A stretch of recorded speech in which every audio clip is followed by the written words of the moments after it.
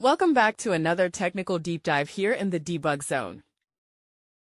Today, we're tackling a big question and breaking it down with insights from other users. Hopefully, this clears up some misconceptions and helps you get the answer you need. So buckle up, stay a little curious, and let's jump right in.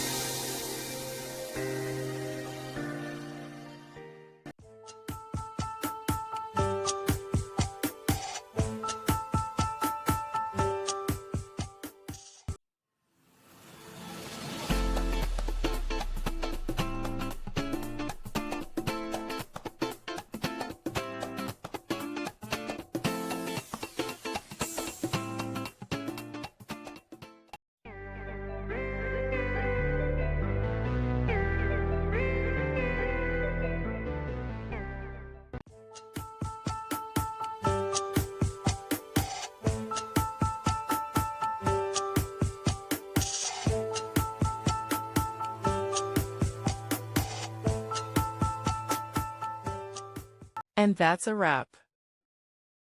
I hope you found the answer you were looking for. If you did, take a second to hit that subscribe button. It really helps out. And let me know in the comments which solution worked best for you. See you next time in the debug zone.